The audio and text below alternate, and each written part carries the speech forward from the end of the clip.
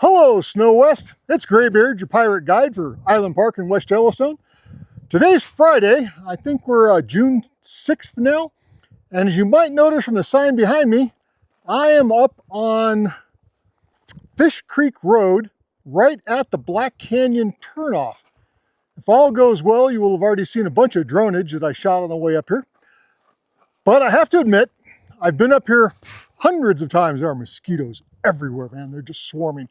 I've been up here hundreds of times during the winter over the past 17 years. I've never come up in the summertime. So today is a virgin trip up here. I suspect the main road is closed. It's going to have a big, heavy iron steel gate on it. But we're going to hike up a little bit and we're going to go take a look. Want to find out what's here. Want to find out what we can actually do during the summer. Let me flip this camera around. This is the entrance to Black Canyon, and if you guys have ridden with me, you know you've come down this road here and we make that big sweeping left-hand turn, head over here and up the trail we go. And this is where it starts to go from a big double line road to, you know, single lane, starts to get steep, starts to climb. And as we come down this trail now, the very first thing you see is a big yellow sign. And probably have to get a little closer before you guys can see it on camera. But that big old sign says, "Closed gate ahead." And it probably is. I've never come up here when the gate is closed, because I always come in the wintertime, the gate is always open. But we're gonna go see if it really is closed or if that's just a permanent sign that's here all the time. You can see there's a little bit of snow, not a whole lot. We'll look over to the left, there's here a little, there a little. Kind of reminds me, what was the old nursery rhyme?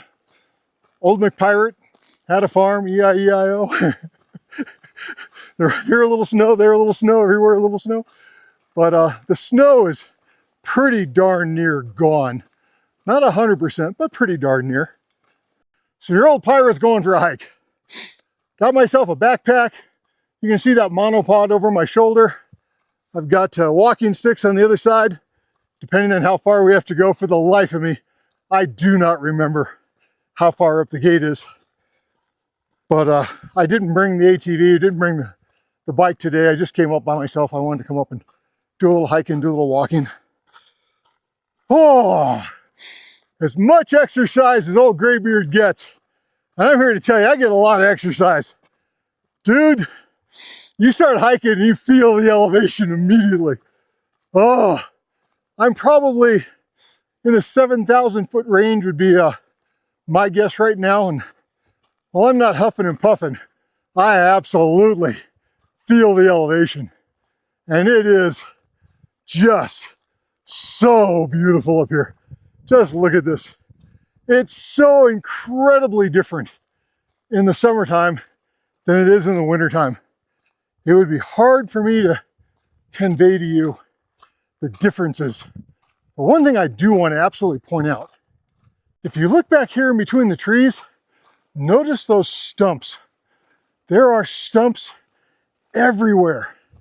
And there's a reason in Island Park and in West Yellowstone that most of us that live around here don't ride unless there's a bare minimum of 36 inches of snow.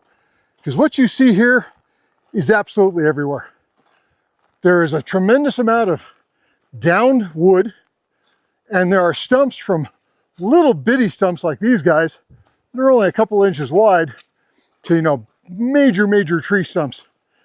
And there's slash piles and burn piles everywhere in Island Park in West Yellowstone.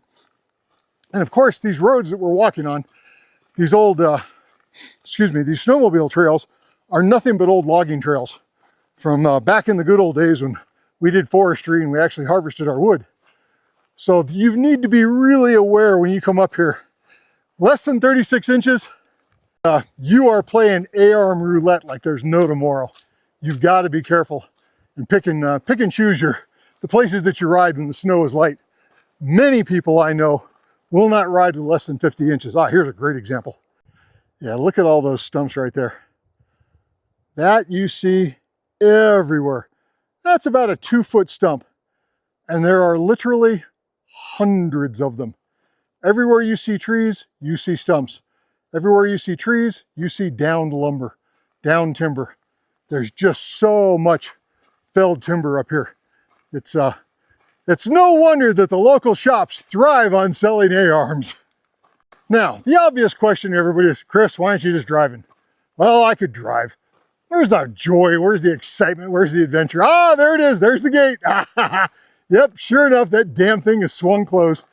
Oh, what a pain in the butt. I swear, it really annoys me.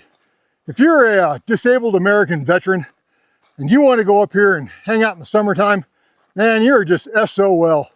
You are not going into your national forest. You know, if you've got a dirt bike, if you got a quad, an ATV, a side-by-side, you are just out of luck. Your National Forest Service wants nothing to do with you coming in. But, you know, if you're young and you're healthy and you're uninjured and you're capable of hiking, or you got a mountain bike and you're capable of pedaling, well, then fine. You're welcome, man. 10,000 of you guys can come. God help you if you require a powered vehicle to get in and come to your national forest. As expected, but I was hoping this wasn't going to be the case, I admit. I thought maybe we'd come up here and it wouldn't be chained and bolted closed. But no surprise, I don't know what the deal is. I really, truly don't. I'm not sure why the Forest Service is compelled to close damn near everything. But that is the case. Yep, they got to preserve that wildlife habitat and prevent damage to the road surface. Remember, that's the road that was cut so that forest log trucks could get in here and haul timber out. The main road used to be paved. They've allowed it to become unpaved. Big old chain and big old block. And they've done a little bit of work to try to stop people from just going around it. But I guarantee that's probably a foregone loss. I don't see, yeah, I do. I see tracks right on the other side. Universal disdain for closed roads. That is absolutely the word of the day, man. Nobody likes to see the Forest Service close off existing roads that have been around for not tens of years, decades, 40, 50, 60 years. I'll bet some of these roads have been up here before the Forest Service decided that they absolutely positively had to close it and not allow anybody with any disabilities whatsoever to come in here. But I've got to think, if you've got a dirt bike, boy, I'll bet you they're just riding right through these trees, right up and around, and up and away they go. Yeah, it really, really annoys me, I admit. Well, since I qualify as one of the 3 special classes, I can walk, I can snowmobile, I don't have a horse. Apparently, I'm allowed to go in here. So we're gonna go for a little hike today. I got my backpack, I got my water bag. I'm ready to go for a little while. Not the longest hike in the world, I don't think, but we'll hike for a little while, what the hell. I'm an old vet. I consider myself well blessed. I jumped out of an awful lot of airplanes. I had my fair number of crashes, but none of my injuries were permanent or disabling, which is more than I can say for some of my friends. There are guys that I know that could not do what I'm doing right now. And I'll be really honest, I deeply resent the fact that they're not allowed to come up here. Really deeply resent that. That's just freaking wrong. You serve in the military, in the defense of your country and your nation, you get injured, and the frickin' Forest Service comes in and says, sorry guy, you're out of luck. You're not allowed to go in there unless you can walk. Yeah. Seems like that'd be a cause for a great frickin' lawsuit for disabled American veterans, but that's just, you know, a hot button topic for your old pirate guide. Don't let that bother you. I get wound up about a few things once in a while, but I'm just a young boomer.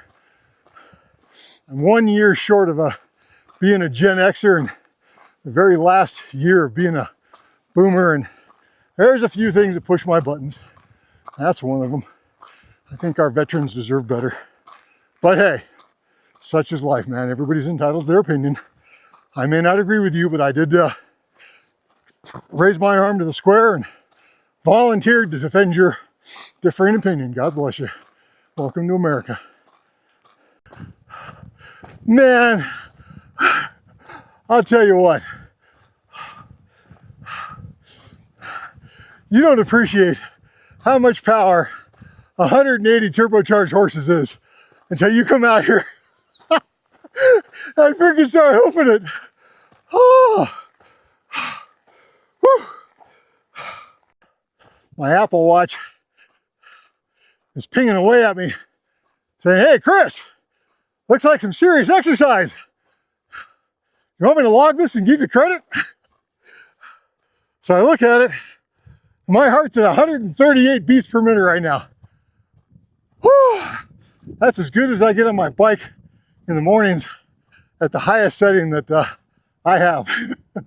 Oh my. Age plus elevation plus incline equals some serious work. The freaking mosquitoes are everywhere. Jeez, little bloodsuckers are all over the place. I have sprayed myself multiple times. One more reason to believe the most important words in the English language are summer sucks. I much prefer being up here in the wintertime. As I'm walking up here on June 6th, it's honestly hard to imagine this little bitty patch of snow was 100 inches deeper 60 days ago. 60 days ago, we had 100+ inches of snow right down this trail. Just crazy. It comes slow and it melts so incredibly fast. And the very, very last vestiges of winter are hanging on now for dear life. Just that little bit of snow. One more good hot day and it's going to be toast. And we come up around the corner and suddenly there it is. Plenty of snow. Now, look at that little pole right there. That little pole, I have photos, so I can prove it. I guess that is 10 feet. If I'm 6 feet, yeah, that's 10 feet. I have pictures where all you can see is the orange dot at the top. There's nothing else to be seen. And I would guess the farther we go up the trail, there's probably more and more snow on the trail because this is where everybody rode. It's probably packed down pretty tight. But it is crazy to think that, you know, I think this year our peak depth was 115 inches. And this is probably, 5, maybe 6 inches thick right now. You know, melting as fast as it possibly can with the sun and the heat. And it's lovely out at night right now, so it's melting 24 hours a day. Yeah, this is hard. I'm walking on this. This is packed down by 3,000 snowmobiles, maybe more. Wouldn't surprise me.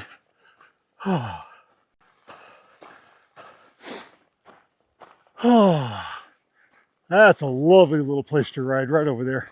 All you gotta do is find a hole in the trees, like that one right there.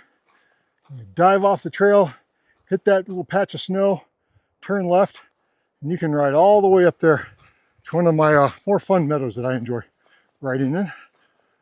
Oh, goodness. It's a lot of work. I used to think snowmobiling was a lot of work. This hiking stuff is a whole lot harder.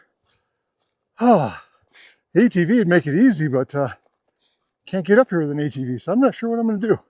Because I really wanted to get up and shoot some of the meadows with the cameras and with the drones this summer. But this is going to be a serious hike. I'm going to have to plan out full days, get somebody to come along with me. I don't need to walk across a bear all by myself. Okay, I think that's enough for my first hike. I'm going to call it a day and begin the march back down. I don't know how far I've gone. Maybe a mile. Not a terribly long ways. It is considerably easier with a snowmobile, especially with the turbo. A lot more fun, but it is. You know, being up here in the mountains is every bit as beautiful, and it smells. If I could give you guys smell-o-vision and the sound of the breeze. Yeah, the mosquitoes are a pain in the butt, but you know, that's what we got mosquito spray for. I probably just missed a little spot. But that cool mountain breeze feels fantastic. The skies are clear. And since I left the middle of Island Park, you know, right where where you guys normally gather when we meet at the parking lot, as I left there and turned on to Fish Creek Road, I haven't seen a single human being. Not one. Not a hiker, not a biker, not a quad, not a side-by-side, not another car. Completely 100% deserted. Now, how many times have you guys heard me say that in the middle of winter? I come up here and I go for a ride, the mountain is empty. I'm really surprised. I think there's a lot more traffic in Island Park and West Yellowstone in the summertime than there is in the wintertime. And I fully expected to see people up here. But so far, not the case, man. Just like the wintertime. Well, Christopher here has a whole freaking mountain to himself. I need to pack a little more gear next time. A couple more Cliff Bars and a little more Gatorade rather than nothing but water. Probably need to carry a decent sized gun and a bottle of bear spray. I'm definitely old fashioned when it comes to bears. I believe bear spray is good and lead spray works even better. I would not want to come across a bear up here all by myself. I admit that would not be a whole lot of fun. And a couple more goodies. This was just a little shakedown hike. I wanted to come up and get a feel for what I'm in for. I want to get up to 6 Meadows. That's a real goal, personal goal of mine. It's a long hike. It's probably 10 miles in, and it's going to be uphill the entire way. And it'd be fun to hike down into Thirsty Creek. I don't know if I'm up for that or not, I'll be really honest. That might be something I could do, might not. We'll see. It'd be fun if I could find anybody that wanted to come with me. I don't know if I have any fellow hikers, but you'll remember when I started this channel 2 years ago, the majority of my rides were all solo because I couldn't find anybody to go with. Then I started posting about that, and suddenly I had people coming out of the woodwork. Hey, I'll come ride with you. So who knows? Maybe I'll throw this video out and some of you guys will say, hey, Chris, let me know. I'd be glad to go hiking with you. And if so, that'd be great. If not, I think I will be doing a good chunk of hiking over in Yellowstone and over in Grand Teton National Park this year. I really do like it over there. This is lovely, but those two national parks are national parks for a reason. You know, Island Park and West Yellowstone are pretty, but Yellowstone and Grand Teton are spectacular. They're world class. That's like taking your sled and going up to Revelstoke or, you know, somewhere in that area. We have good riding here, but they have spectacular world class riding up there. And I'm the first one to admit it, you know. There's good, there's better, and then there's best. And I enjoy seeing, you know, spectacular sights. And we go into Yellowstone, we go into Grand Teton in this corner of the world to see things that are spectacular. As much as I hate the gate, as much as that presses my button, I can't tell you how much I love being up here.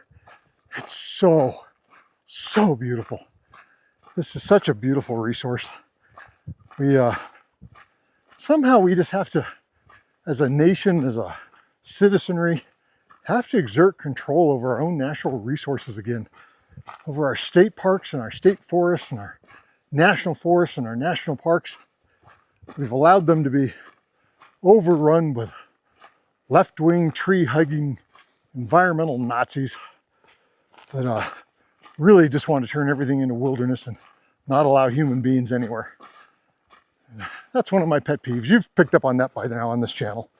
Ah, there it is. There's the despised gate coming right back up at us. Ugh. Miserable thing that it is.